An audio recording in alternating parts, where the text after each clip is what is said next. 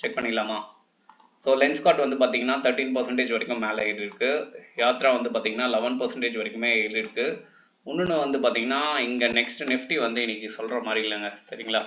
So டோட்டலாக வந்து நெகட்டிவ்ல தான் இருந்துச்சு. அப்படி இருந்துமே நம்ம ஸ்டாக் ஏறுதுன்னா நல்ல விஷயம் தான். ஏன்னா அந்தளவுக்கு நம்ம வந்து ரிசல்ட் அனலைஸ் பண்ணி தான் வந்து இங்கே என்ன பண்ணுறோம்னா ஸ்டாக்கை வந்து கொடுக்குறோம்.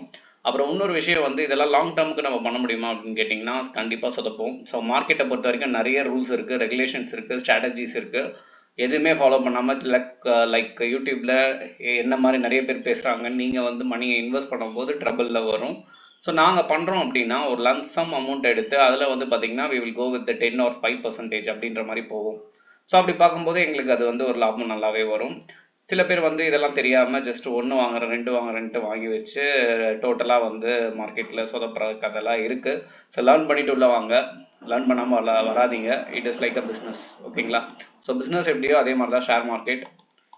அதை லேர்ன் பண்ணவங்களுக்கு மட்டும்தான் அது கொடுத்ததா சரித்திரம் உண்டு. சும்மா வந்து லைக் யாரோ சொல்கிறாங்க நம்மளும் போடலாம் அப்படின்னு போட்டிங்கன்னா இங்கே எதுவுமே ஒர்க் அவுட் ஆகாது, சரியா? சரி, ஓகே. ஸோ இன்றைக்கி வந்து லென்ஸ்கார்ட் வந்து பார்த்தீங்கன்னா இருக்கிறதுலே கேப் அப் ஆகி மேலே போயிருக்கு. இது காரணம் வந்து எக்ஸலண்ட் ரிசல்ட். ஓகே, ஸோ இங்கே வந்து தெரியும் லென்ஸ்கார்ட் வந்து பார்த்தீங்கன்னா நவம்பர் அன்றைக்கி தான் ஐபிஓவில் லிஸ்ட் ஆகிருந்தாங்க. இப்போ வந்து பார்த்தீங்கன்னா கொஞ்சம் கொஞ்சமாக அதோட கிராஃப் வந்து மூமெண்டம் இருக்குது. இன்றைக்கி ஒரு நல்ல ஒரு கேப் அப். ஸோ அங்கேருந்து வந்து ட்ராவல் ஆகிறதுக்கான சான்சஸ் இருக்குது, ஈவன் தோ மார்க்கெட் நல்லா இருந்தால் மட்டுமே. நெக்ஸ்ட் வந்து யாத்ரா. ஸோ யாத்ரா வந்து பார்த்தீங்கன்னா இது வந்து ஒரு டூரிஸ்ட் ரிலேட்டட் ஸ்டாக். இது வந்து ஒரு ஆப் பேஸ்ட் ஸ்டாக், ஓகேங்களா? ஸோ எப்போவுமே வந்து ஒரு லாங் டேர்ம் போனீங்கன்னா ஆப் பேஸ்ட் ஸ்டாக் வந்து இன்வெஸ்ட் பண்ணுறதுல ரெக்கமெண்ட் பண்ண மாட்டேன்.